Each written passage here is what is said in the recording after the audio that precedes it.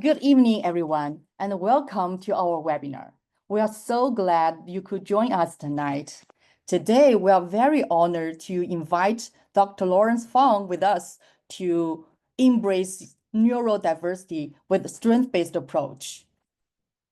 Cogleap is committed to helping children with ASD, ADHD, and other developmental challenges thrive. We do this through two core services. The first one is our ABA therapy. It's a personalized, evidence-based behavioral therapy. Currently, we have some limited openings in our Irvine and Walnut centers. So if you're interested, please reach out soon.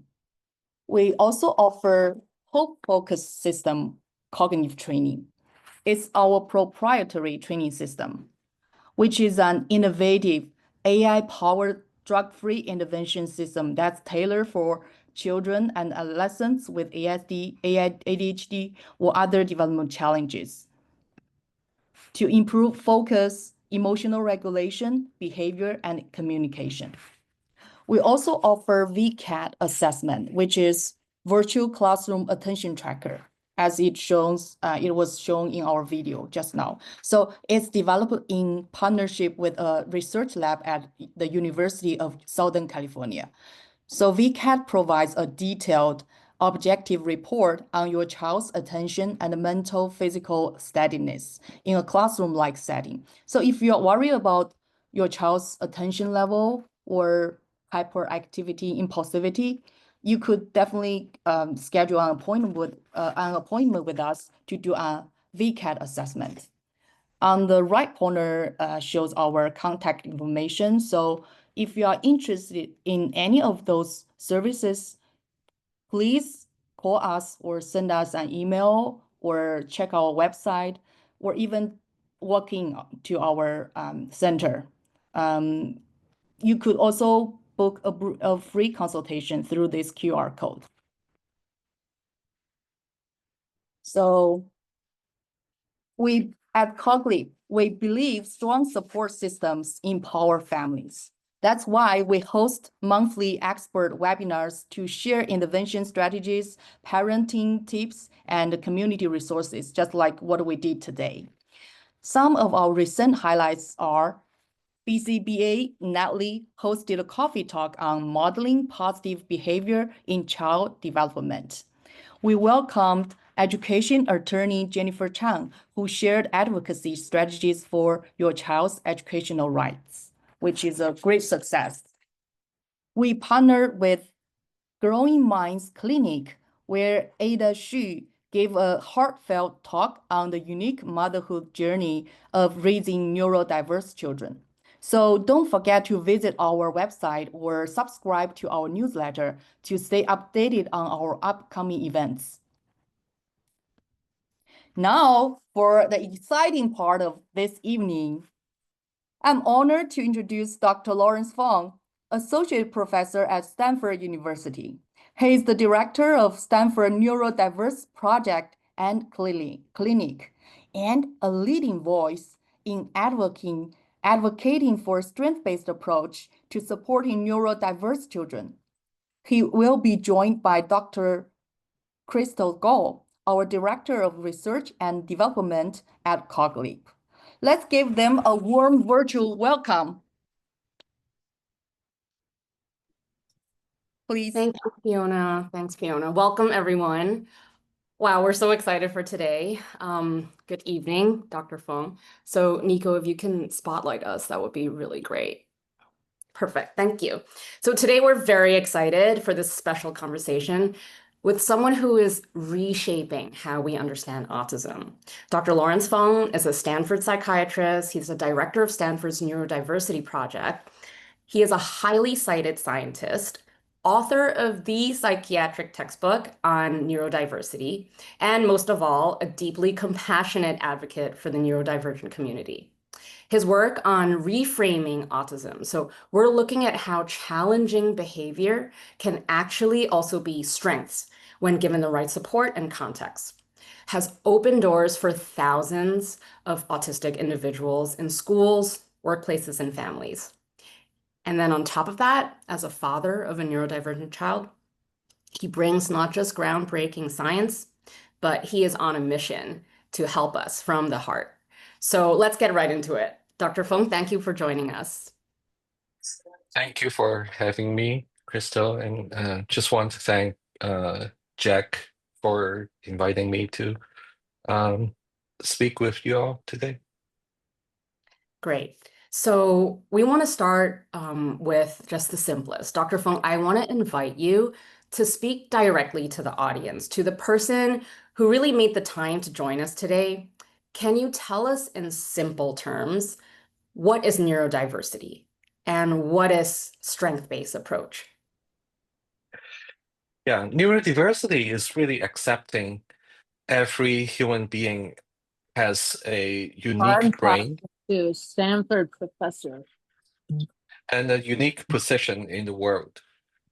And when we talk about neurodiverse conditions, a lot of the time we refer to conditions that will include autism or dyslexia or attention deficit hyperactivity disorder or even other motor disorders, neurologic conditions like epilepsy, etc.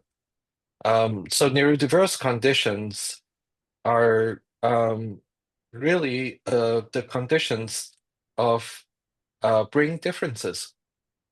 But neurodiversity itself is really acknowledging that every one of us have a unique brain, and we all have a reason why we exist in this world because of how our brain function differently.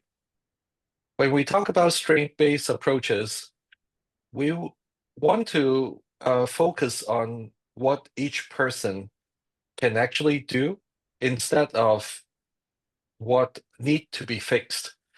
A lot of the time in the medical model, there is a tendency of using deficits and the idea of fixing the deficit as the only possible approach. So strength-based approach basically allow us to look at it in a different way, in a more holistic way, so that we can develop people better. And one major thing is about assuming competence.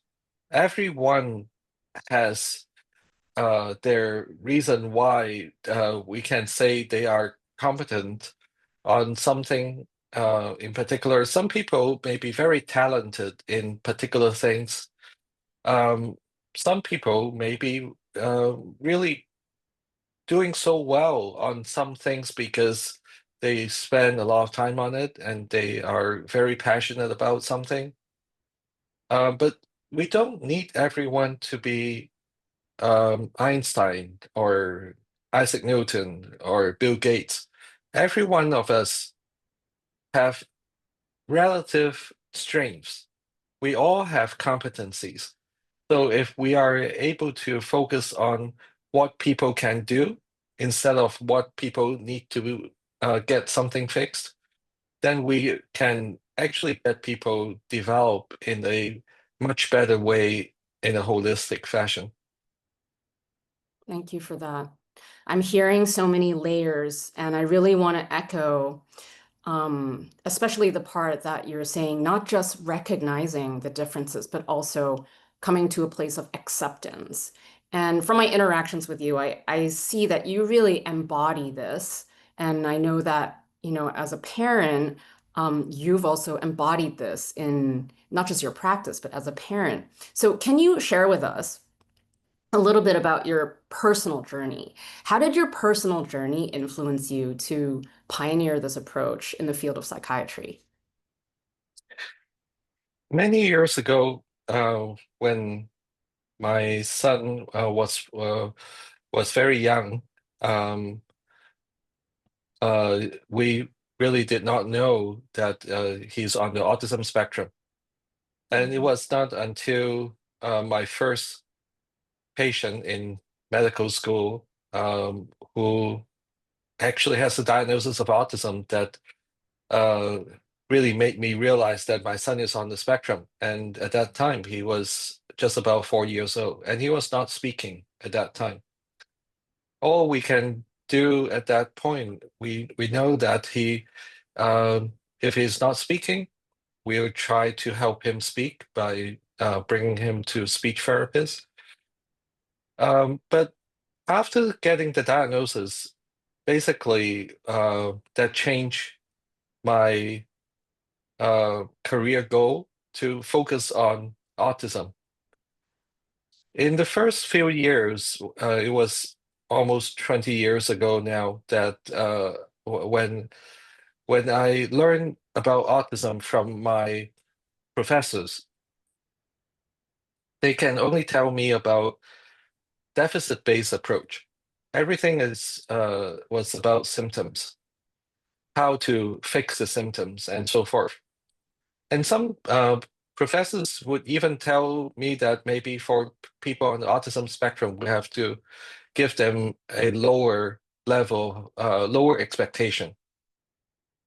And this really made me feel that there is something wrong. And why do we need to lower our expectation on people on the spectrum? And as my son is growing up, I can see that he can do so many things that are really repeatedly proving other people are wrong about him in terms of his abilities. So basically, from there on, what I decided to do was there's really just no good path if we are only going to be thinking about how to fix people on the spectrum. And there is so much potential that my son has, and there is really so much that many other like him have in terms of their abilities. So I basically started to work on strength-based approaches, trying to conceptualize new ways of thinking about autism and how we can do things differently.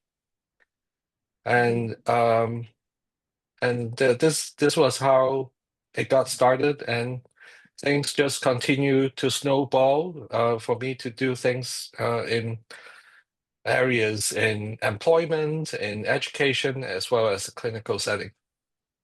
Got it. What I'm really hearing is, there is the clinical framework and the kind of evidence base, but what I'm also hearing so much from you is love and trust in our children. I was just saying to my husband, actually, that we have a child with so many neurodivergent traits, and if she had been born 10 years ago, her life would be so different. So we really, really thank pioneers like you in this field who are teaching us as parents how to not just see the fixing part, not only focus on the challenges and the difficulties, but what you say, a holistic, recognizing the whole child and recognizing that they have competence and really taking the time to discover that. Thank you so much for sharing that. It's beautiful. Let's talk directly to the parents. We want to get into practical tips. So, we talk about strength-based, but for the parents or caregivers, and we all know this, we are truly faced sometimes with everyday challenges, can feel so overwhelming. So challenges that, sometimes makes us feel that no matter what we do, it's so hard to find a solution. Or parents who are overwhelmed by different types of therapies. So what is a first practical step that we can take towards a strength-based mentality? Yeah, the first thing to think about is everyone has their own journey, their unique journey. And for people on the spectrum and with other neurodevelopmental conditions, their path is often very unexpected and sometimes tortuous. But many of these individuals actually can be like change makers for our society. Like Albert Einstein, for example, he did not speak until 4 years old. He has a lot of uh, ups and downs, even academically. Some of his teachers did not really believe that he is a very good student. And then after all, he has become the most brilliant physicist and most prolific uh, scientist we have ever known. His path is not really just like anyone else. And it's not like he is, because he is really the genius of the genius, that he is like ahead of everyone in every single domain. In fact, he was behind in some domains of intelligence, just like what I was talking about. He did not speak until 4 years old. His social skills was like quite poor when he was young. When he got older, he was able to find people that can speak with him on topics that he's interested in, like physics, for example. So then he was able to continue to have like even social interactions that are meaningful because there's some shared interests with others like him. So basically, for parents and caregivers, um, first thing is to really believe in your child. And my son did not speak until 4 years old when he was switching from elementary school to middle school. His psychiatrist was very worried because elementary school has all the classes in one classroom. In middle school, you have to switch from classroom to classroom. And she was so convinced that my son would have a lot of big challenges. At that point, actually, he has been needing one-on-one aid for several years already, and he had a one-on-one aid when he started middle school because the psychiatrists and other teachers thought that he could not really take care of himself, and he cannot really find places that he is supposed to go. He proved everyone wrong. The second month, he basically proved that he was able to go to classes on his own, and eventually he did not even need a one-on-one aid. It's a matter of months. So basically, believe in your child. That's the most important thing. And sometimes people have different trajectories.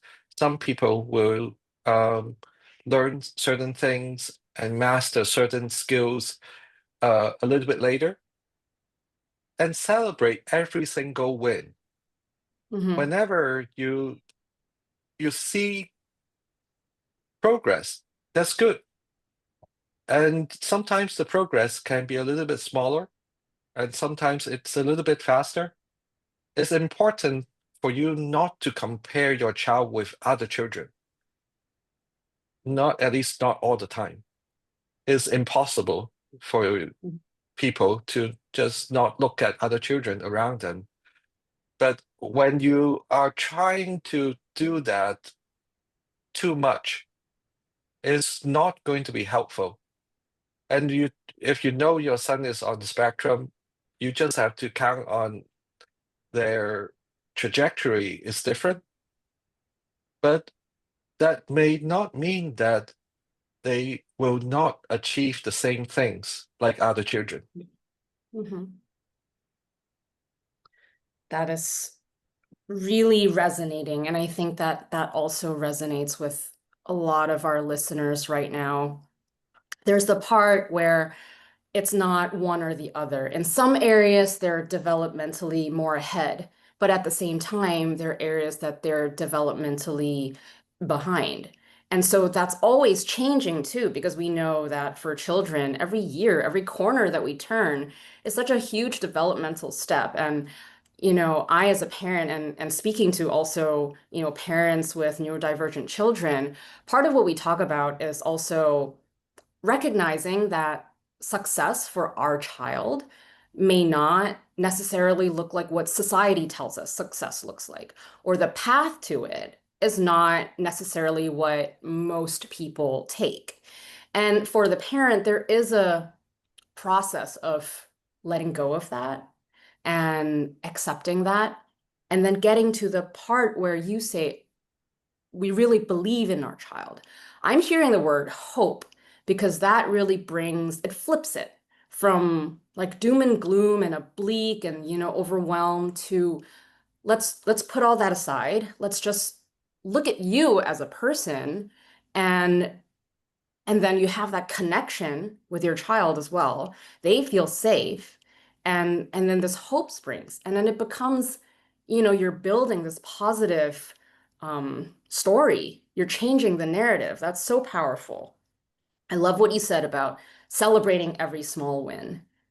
That is something that I think all of us can, even for ourselves as adults, right? We can be so harsh on ourselves and not comparing in a day and age of competitive parenting.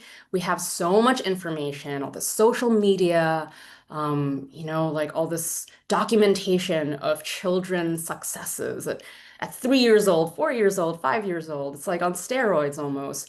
And, how do we tune that out really, like as a parent? Because we know what we want to do, but how do we really bring ourselves back moment to moment to being with our children in that way? Yeah, I think one thing is um, really have we all need to have some core beliefs, and when the core belief is healthy and strong, then you tend to be more resilient.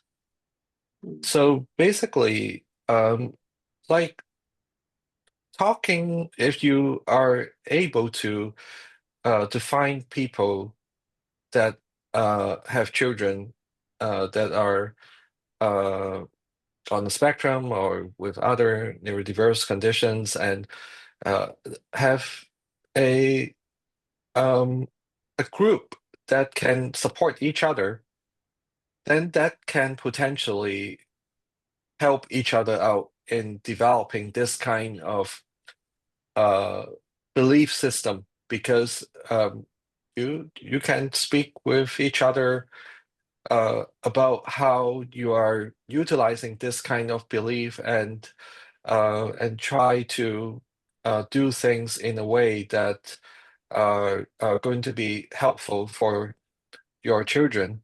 And Hmm. and but basically, what we can also figure out is this kind of belief is not just about like what we are talking about it. There are a lot of studies that actually have supported that strength-based approaches are actually working. Yes.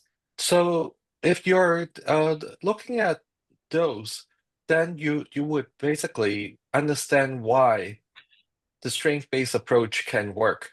And when you know that the strength-based approaches can work, then there is a path that can potentially emerge in front of you.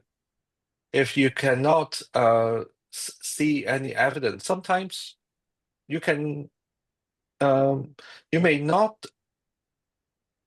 be so hopeful anymore, because Hmm. you may think that this may be an illusion. But basically, what I can say is that understand that there are evidence that are supporting a strength-based approach, as well as having parents that are helpful and talking about the same kind of approach together. This way, it will be a lot more healthy way of thinking about what can be done for your children.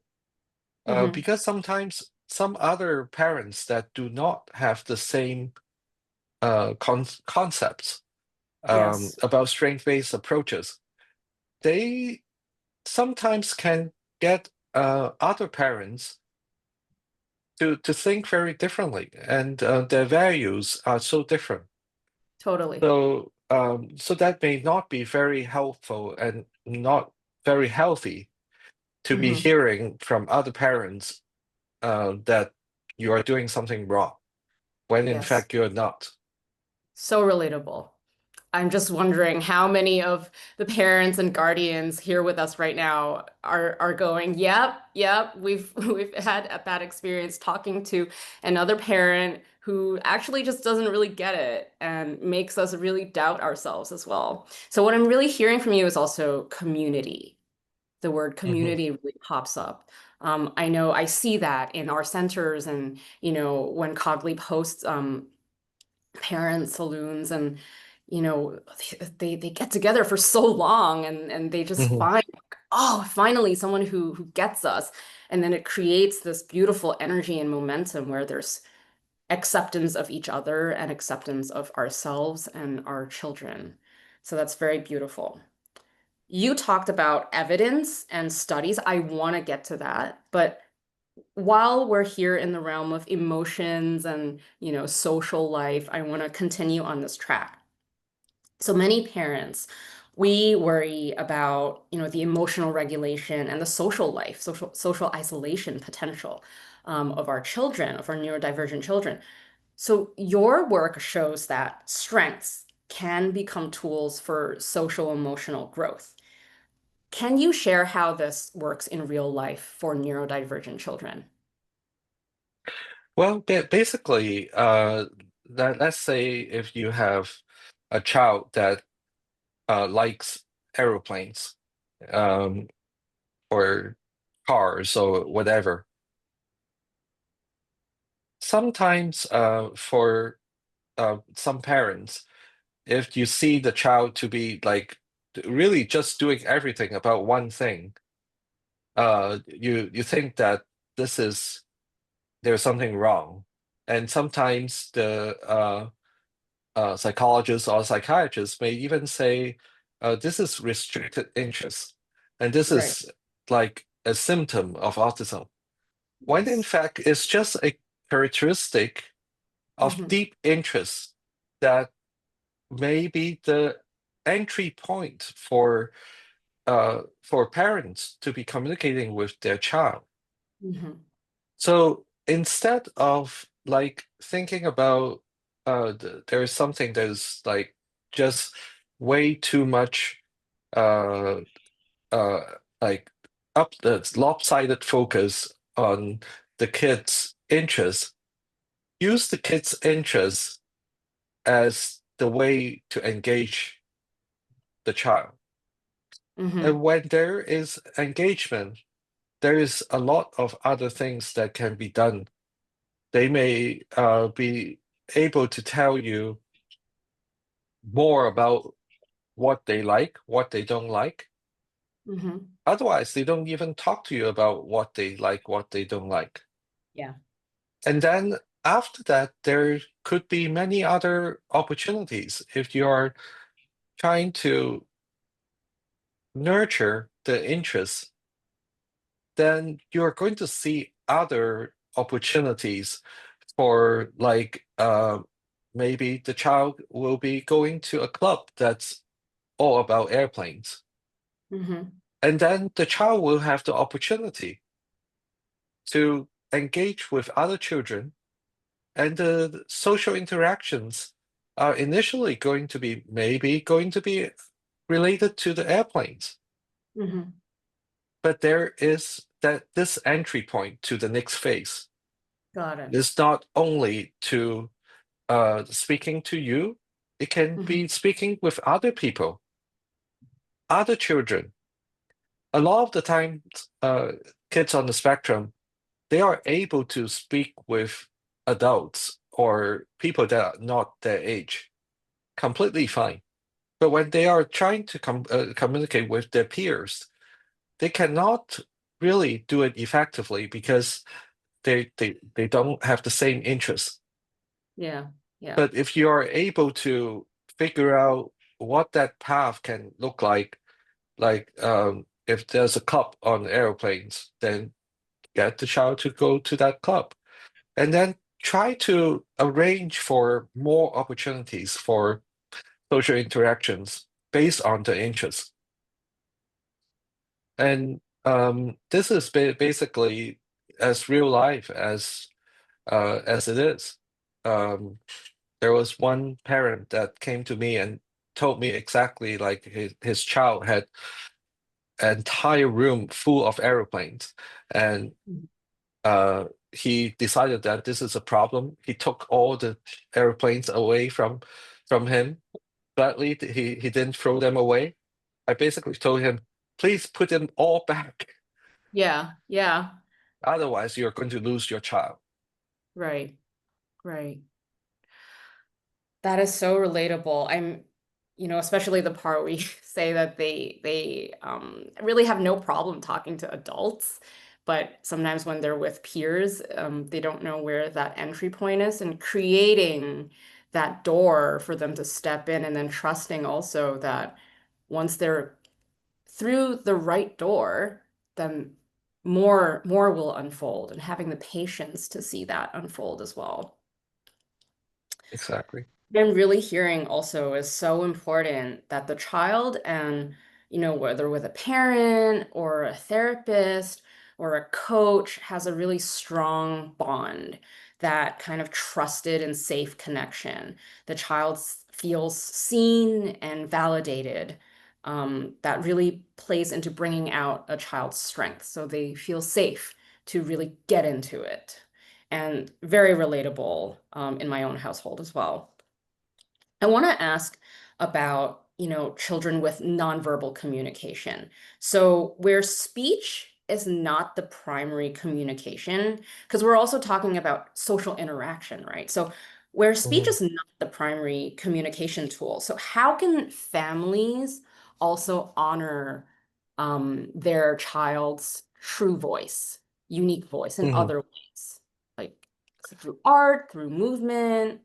Yeah. So at different age, there could be different uh, opportunities, and uh, and when someone is younger, especially when they don't have the um, dexterity to actually write anything or draw anything, it's going to be a little bit harder Mhm. to like be drawing very well. But that shouldn't stop parents to stop doing that, or basically offering opportunities to express themselves in any way is healthy. So Mm, some people may be able to draw quite well eventually, and may be able to draw how they feel, or the drawing is going to be able to suggest how they feel.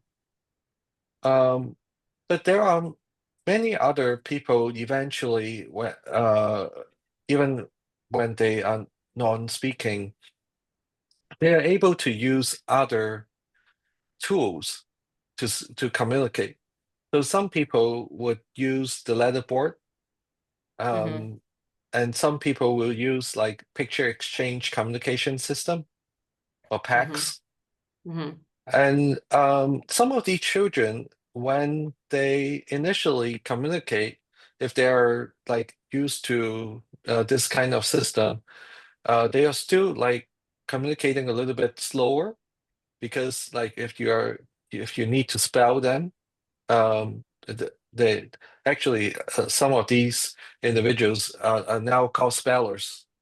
For a Stellar. while, we have been calling them speaking individual, nonverbal Right. people, but the, many of them decide that they are spellers, and some people also call themselves AAC users.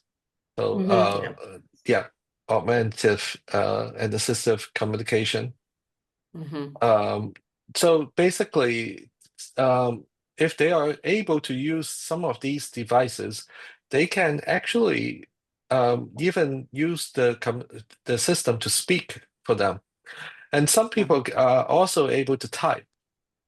So especially those that were initially using letterboard, after a little while, and talking about letterboard, it can be controversial for some people.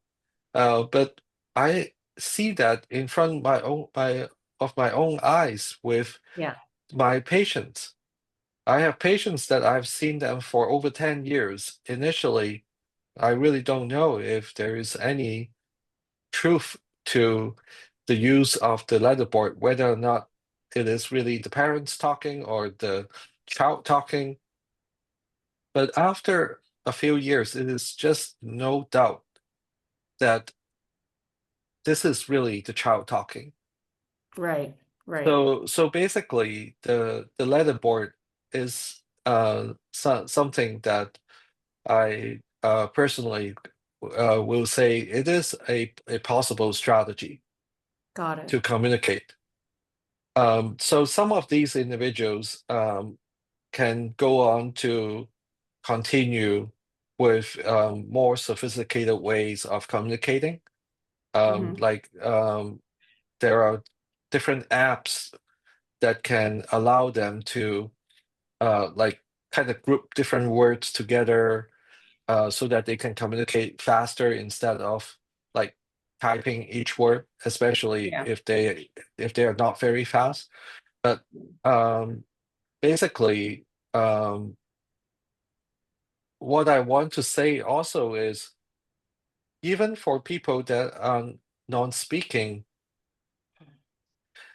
there shouldn't be any uh any like assumption what they can or cannot do. I know a bunch of spellers now that they all finish college, and it's Amazing. not just finishing college. A couple of them even graduated top of their class at some of the best schools, like Amazing. University of California at Berkeley. Right. And one of them is now in Vanderbilt University studying neuroscience as a graduate student. Great. Amazing. Yeah, um, so some of these spellers or AAC users still have challenges when they present themselves with because they are a lot of the time they are very active. They may show themselves as like needing to move a lot. But when they try to communicate, they can be so sophisticated. So one thing that I want um, to bring out is like using words for them to communicate is actually very important because sometimes the behaviors that they are showing may not be congruent with their actual feelings. Yes. Got it. Yeah. Yeah, What they're so acting out or their behavior is not really an expression of what mhm, their intention or what they want to say exactly. Yeah, so a lot of what you see may not be what you think they feel. is going on underneath. That is Yeah. so important because they are so misunderstood in so many Mhm, ways when we just look at the surface. I also want to repeat what you said that a lot of the time they move a lot or mhm, so in the classic deficit model we talk about repetitive movements, right? mhm, But in the field of neuroscience for neurodivergent children, we know that, the motor system, the cerebellum, which is traditionally known for, motor controls, connected to all these other areas for focus, social, memory, language. And so it's converging to, this body of evidence that we know that exercise, movement is so important for all children, really all children with developing brains for neuroplastic changes. How does how might a child's repetitive movements, like they're spinning and rocking, how would that be reframed as a therapeutic exercise or even using a strength-based lens rather than we looking at them saying, oh, you're stimming and we need to get rid of the stimming behavior? A lot of the time, the repetitive movements for people on the spectrum have their function, and that may not be something that other people appreciate. I think a lot of people just think that they move so much that they are bothered by someone moving so much around them. But the thing is, this kind of repetitive movements or stimming, a lot of the time is very soothing for them. Mm-hmm. That Mm-hmm. can actually help them regulate their emotions. Mm-hmm. And if you are to stop their stimming, they actually cannot regulate their emotions as much, and Mm-hmm. that means they will suffer. So Mm-hmm. that we don't want people to suffer if we take something away. So it's Mm-hmm. kind of like um, if someone is injured and needs uh, a crutch, and you take away that crutch, the person cannot function as well anymore. So it's kind of Mm-hmm. similar. Mm-hmm. So the other thing that is important to note is different people's what I want to say is neurotypical people, a lot of the time they are moving in a particular for a particular reason. Maybe they want to do exercise or things like that. And when they do that, uh, what we can see from research is that their executive function actually improves. Mm-hmm. Yep. So when you're thinking along those lines, like what if the stimming behavior and the repetitive behaviors can also help the individual to have better executive function? So Yeah. basically, this may get them to be doing the right thing, which Mm-hmm. is more important than uh, like just be upset, right? Yes. So if you understand the function of their stimming or the repetitive movements, then you would know, like, oh, this just our beautiful Johnny that needs to stim, and let him stim. Yeah.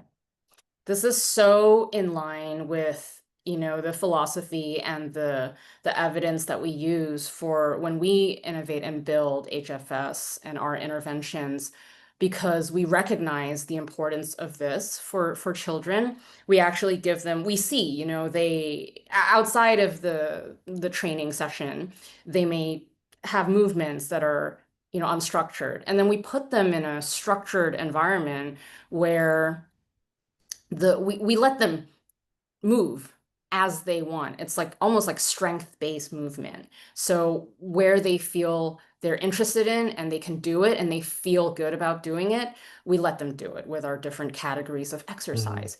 And just like you say, it's not just helping their motor skills. We see increases in executive function and attention, focus, and also the emotional regulation part. So it really is, the science is there, and then the evidence is there, and it's very powerful to witness that. And then you also see this child feeling so empowered because we're not telling them that their stimming or the repetitive movements are wrong. We're giving them this context and environment to say, hey, go for it, and we're going to even help you do it better so that it maximizes the good stuff that it brings later.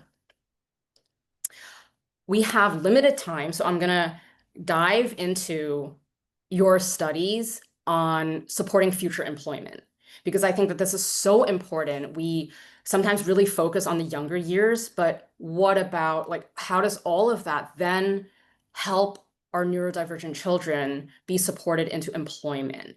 Your Stanford team has published all these studies where strength-based approaches improve mental health and employment outcomes.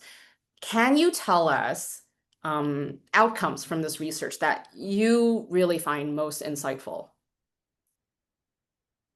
Yeah, so we have done several studies and have uh, developed various curriculum that's based on what we call the strength-based model of neurodiversity. And basically, we use positive psychology and positive psychiatry as the general guiding principles, and also use the the theory of multiple intelligence and Chickering seven vectors of development as the rubric of understanding strains of neurodivergent people. Wait, so I'm going to stop you right there. There's so many Mhm. big words. There's, the Chickering development vectors and the positive psychology and psychiatry. For the person listening right now, can you Mhm. explain really the intention behind these dimensions to your strength-based model of neurodiversity? Like, why does it Mhm. have elements in it?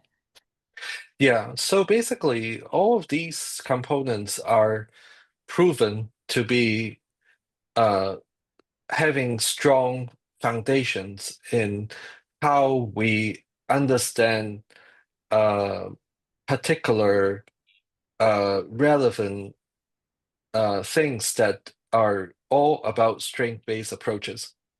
So basically, the positive psychology part is to help us to find the best opportunity to look at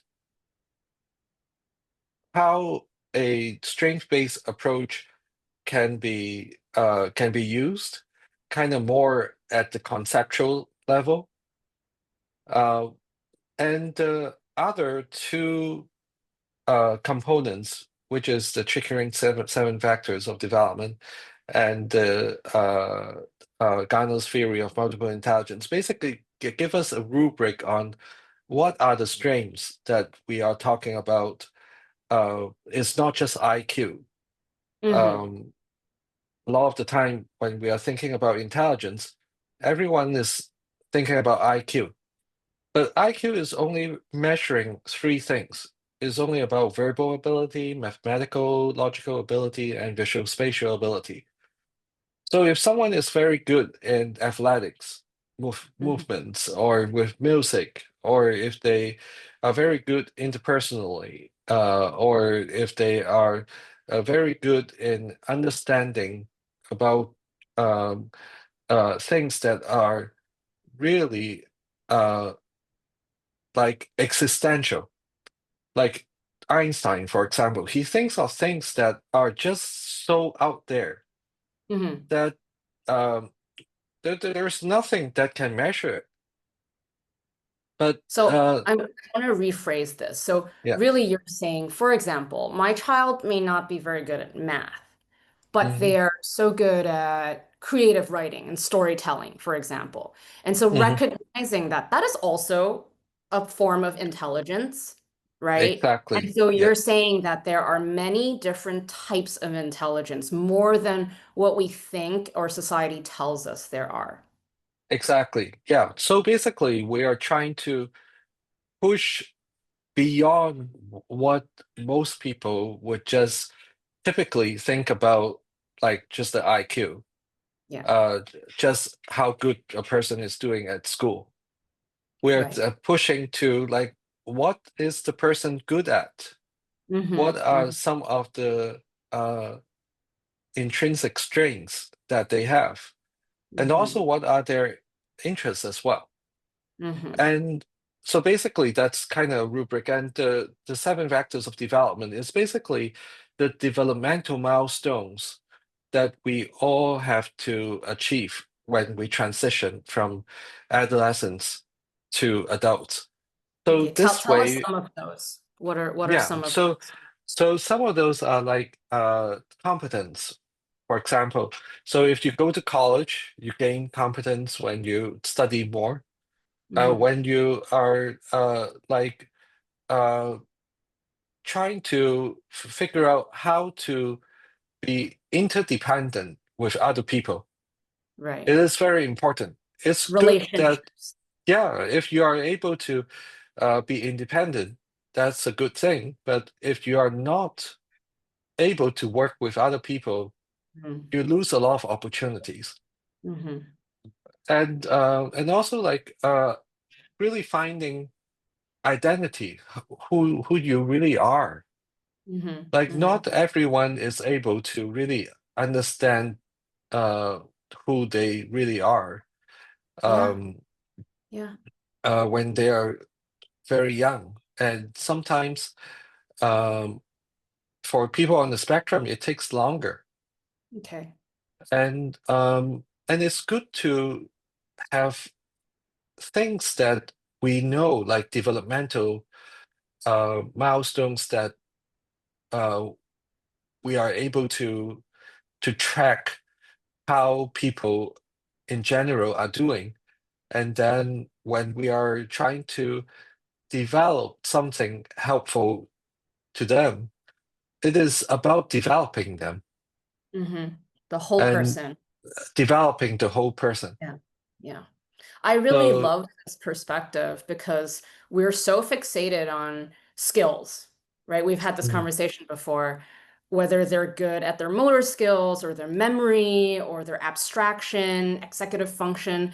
All of those are definitely really important. But what we're also talking about is sense of purpose, inner motivation, right? Like interpersonal skills and the sense of identity that we may often overlook, but we can also see that, especially for a neurodivergent person, you're so unique in this world that, like, when those are cemented and strong, it really sets you up for success.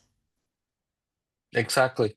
Yeah. So basically, kind of help redefining how a person can be successful and can be productive uh, in the society.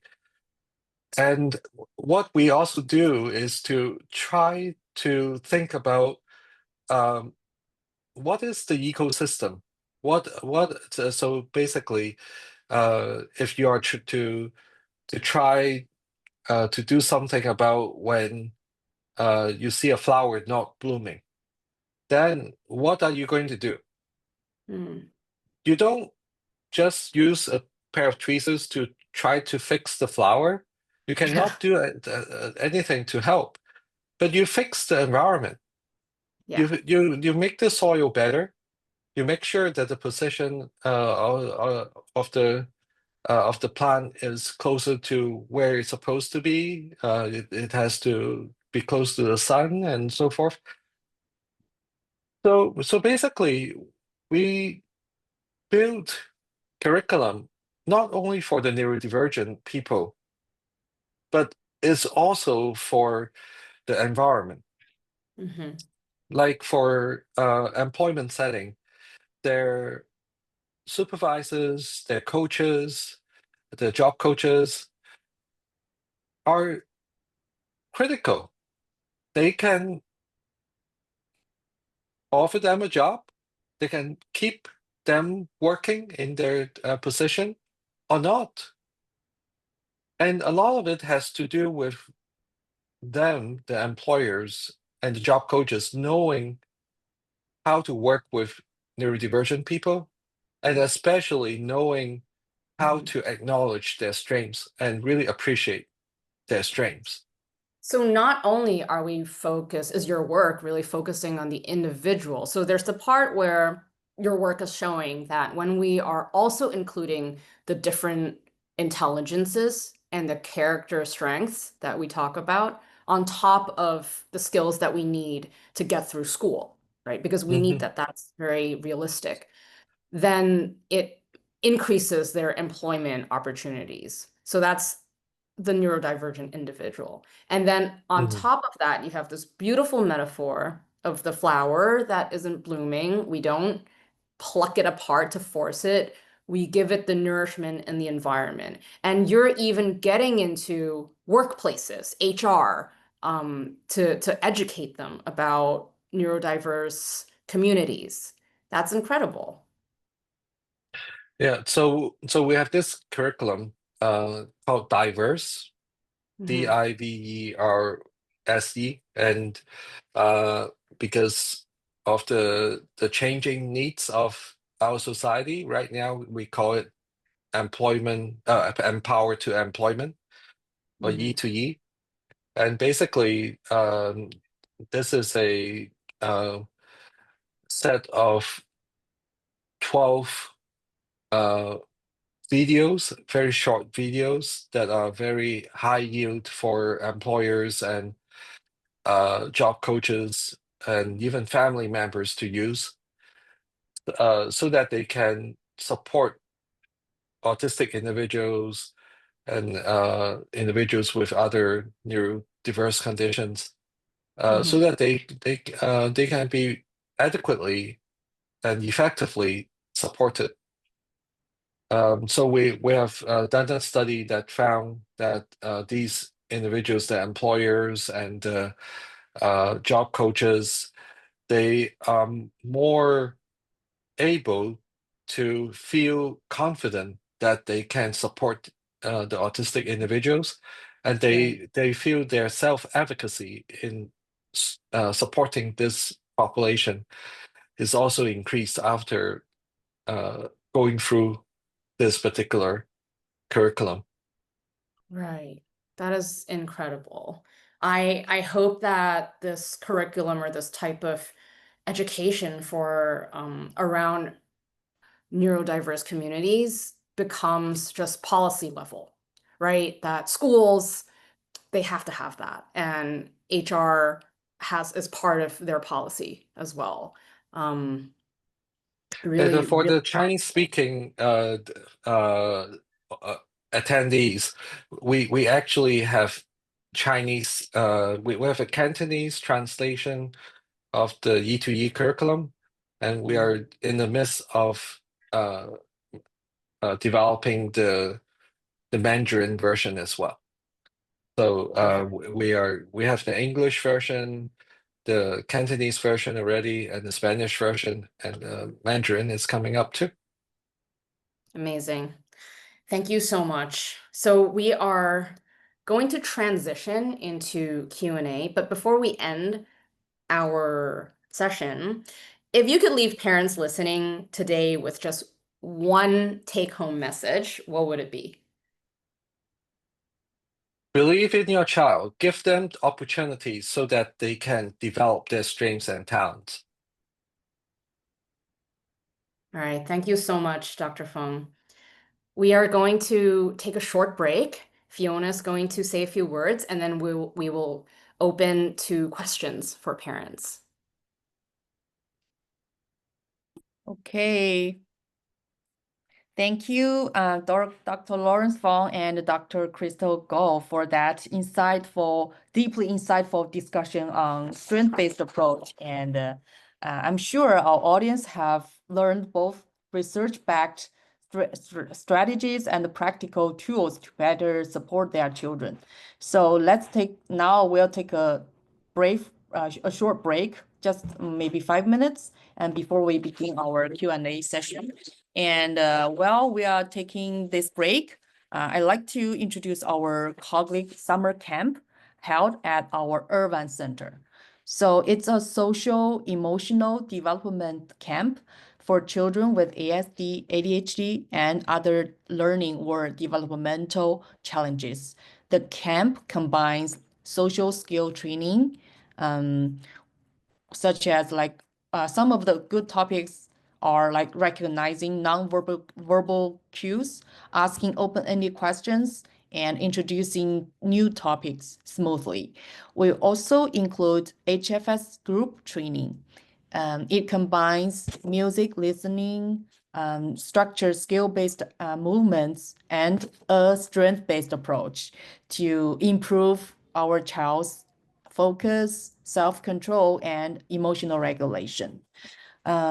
We also provide creative expression activities such as art, dancing, role-playing to build confidence and communication. So this is a great camp for the summer, and children are placed in age-appropriate groups.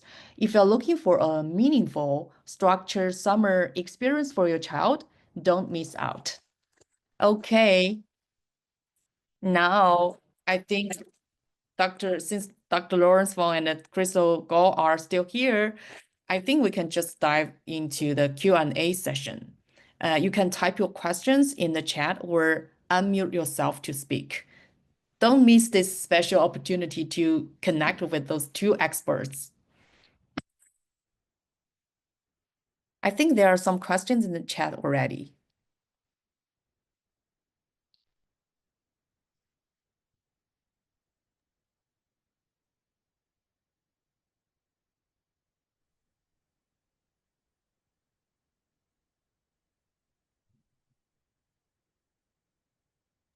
So here's a question from Jean. How do we support our neurodivergent children through traditional schooling system, especially K through 12, where their evaluation is based on skills?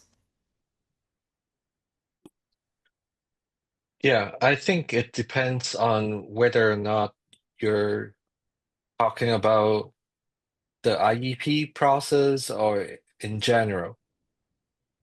So it's important for children to have their education opportunities, and the school system will be able to provide a lot of those educational opportunities.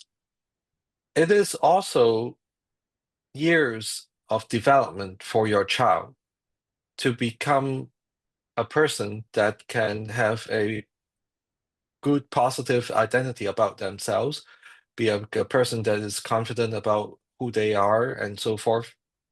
So their social emotional well-being is all very important. So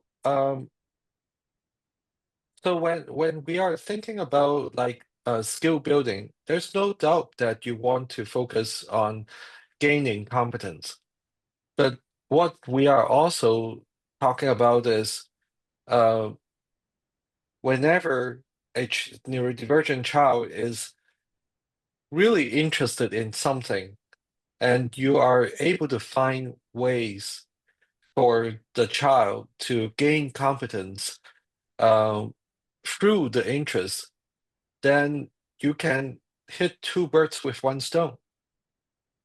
So just like the example for the child that likes to play aeroplanes and nothing else, there's so much that you can learn about engineering, about physics, when you're talking with the child about airplanes.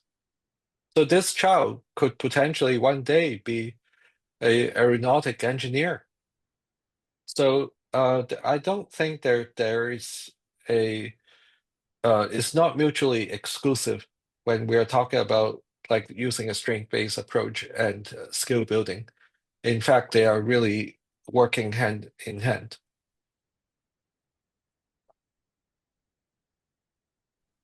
Thank you. We have another question from Kathy. How to work with a traditional Chinese father who doesn't believe in our children and believes that fixing the children is his responsibility. Well, I'm a traditional Chinese dad too. Just kidding. I I think everyone have their process of gaining understanding. There's no magic wand that can really make someone believe in something else completely just by speaking with that person overnight. I think it's really about exposure to good examples. So when there are good examples that are relatable, that's believable, and this dad has the opportunity uh, to be exposed to these examples, these opportunities, and have some people that have um, the kind of belief system that we were talking about using strength-based approaches to be speaking with him, then I think there's a way to start like changing the conversation. So something that is very important that I have to say is that we are not sugarcoating autism. We're not sugarcoating any of the challenges that they have. When someone is having tremendous anxiety and maybe even deep depression, we need to make sure that they are healthy again. And the medical model is completely necessary. But when the person is not in deep depression, when the person is already out of the woods, you want to not fix them, but try to help them develop. Then that's what we are talking about.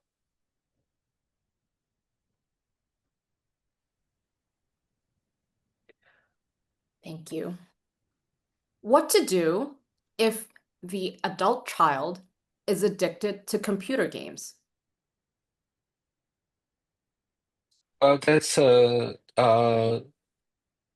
it's not like completely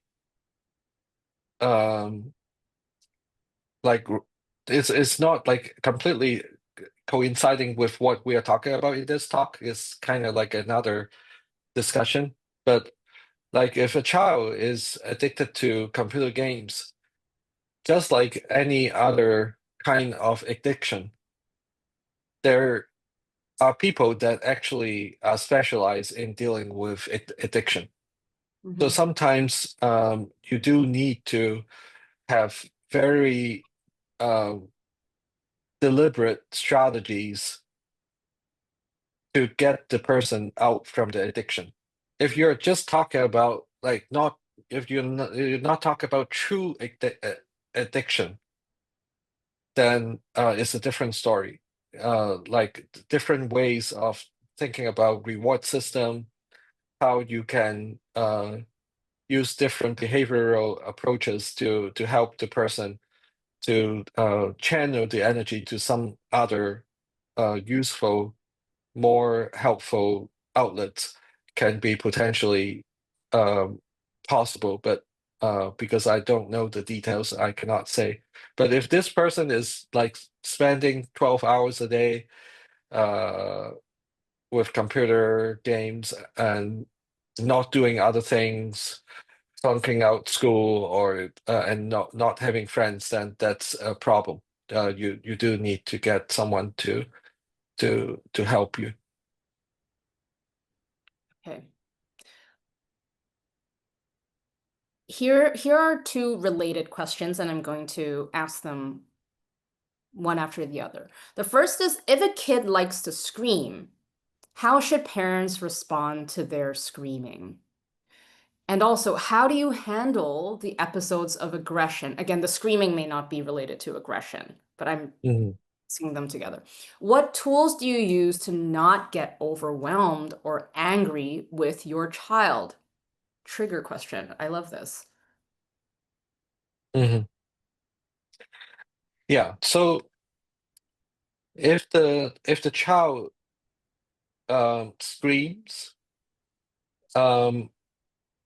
a lot of the time you need to think about uh like the behavioral strategies. Like everything, all the behaviors have to be associated with some kind of antecedent, like what's before that, and also what's after that, the consequence. So there is an acronym of ABC: antecedent, behavior, and consequence. So basically, you need to understand exactly why the child is screaming. It's kind of unlikely that the child really likes screaming. It serves a particular purpose. Maybe sometimes it's because they get your attention. When they scream, you go there and you pay more attention to the child. Then that means they need the attention. Mhm. And is it a healthy attention seeking? This is not. So basically, in order to understand like uh how to would like why the child would need that attention and how that attention can be sought in a healthy way is basically what you want to understand. And there's a other question about aggression. Yeah. Can you repeat that? How do we handle episodes of aggression and how do we not get triggered? Mhm.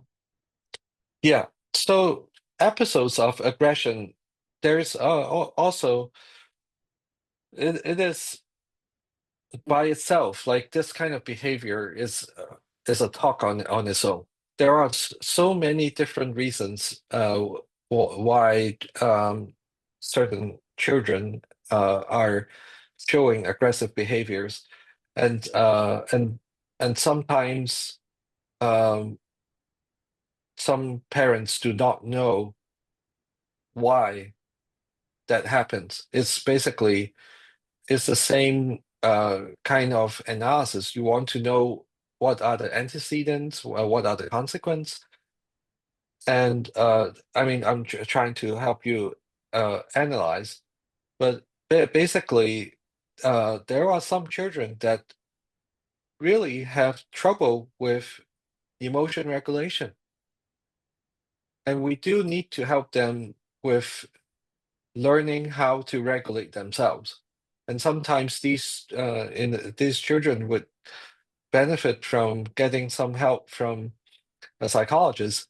And sometimes the parents can also learn the strategies to figure out like how to uh, divert the behaviors so that the behaviors become more healthy. Aggressive behaviors are not healthy behaviors. And as parents, what's most important is that if you are more, if you react to the aggression, then that may actually be problematic eventually for various different reasons. One is that you may do something that you don't mean to, Mhm. maybe scream back or do other things that you don't mean to. The other thing is also showing aggression yourself. So basically, the children would not benefit from seeing an adult to show an example that aggression is okay. So basically, as much as it's so difficult in those situations, if you are really finding it difficult to stay cool, basically what you want to do is to separate yourself from the child for like a couple minutes, and then you calm down and then go back to the child. So it is very important to stay calm.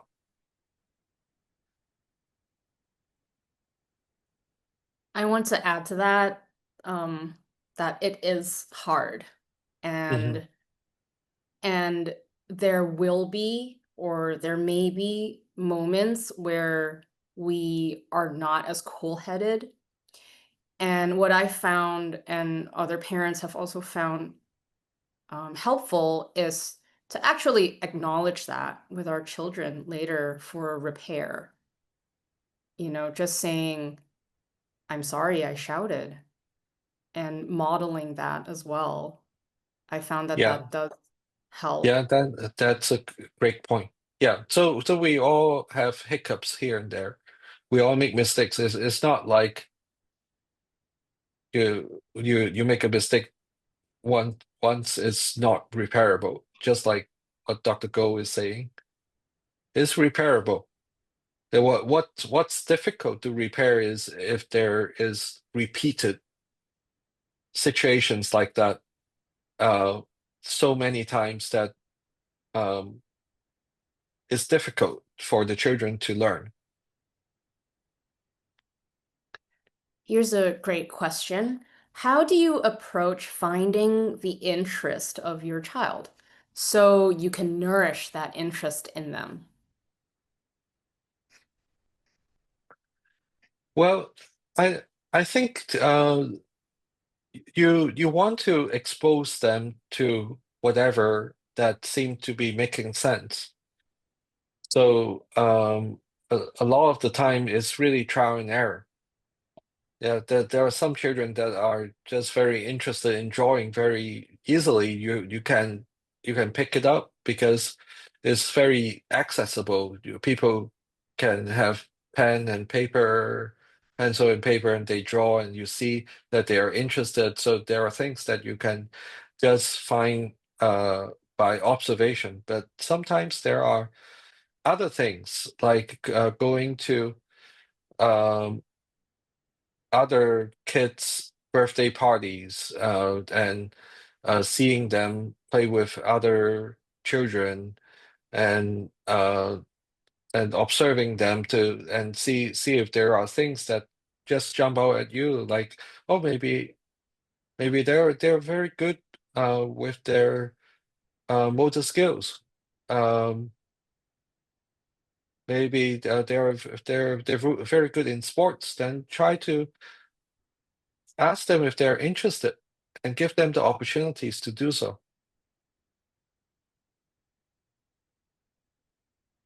Okay, I know so many of you have burning questions. We are getting to a time to wrap up. I'm going to ask one last question.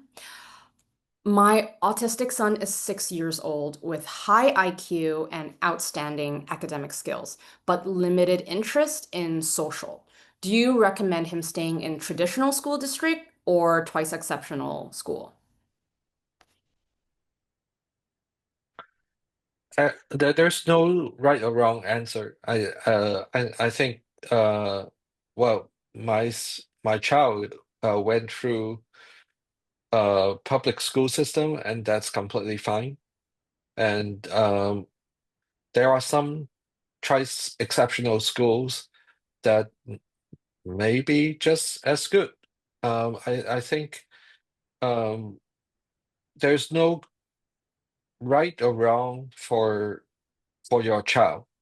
Um, I think there are some schools that may allow more opportunities uh, to to basically have the child to have their own trajectory of learning.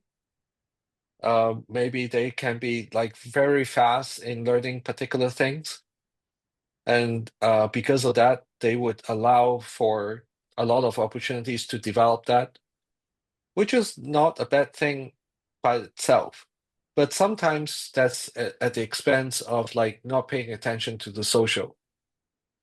And sometimes what's helpful also is to think about like one hypothetical situation is maybe your child can go through school, the academics like very quickly, and maybe even graduate from high school very young, like 14 to 15 years old, and maybe even able to get into college on paper.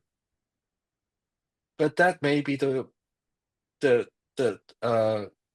most difficult thing to do, to transition, when there is no opportunities for them to practice how to socially interact with others.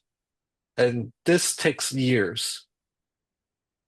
So all those years of like nurturing exactly what the academics can take them can be at the expense of the learning of how to interact with others in a naturalistic way. Mm, mm, So basically it's really about like making that decision. Like if you are someone that think like maximizing the speed for academic learning, maybe there are some schools that can help you do that, but that's maybe at an expense that cannot be like compensated too easily if you figure it out later. Thank you, Dr. Fung, again for joining us today in this very important conversation. We at Cogleap were totally inspired by your work. We see every day how strengths really change the lives of children. So thank you so much for lighting this path for us. And for the person who made the time to come today, thank you so much. We really appreciate you. You are the pillar of, what we do. You're our community.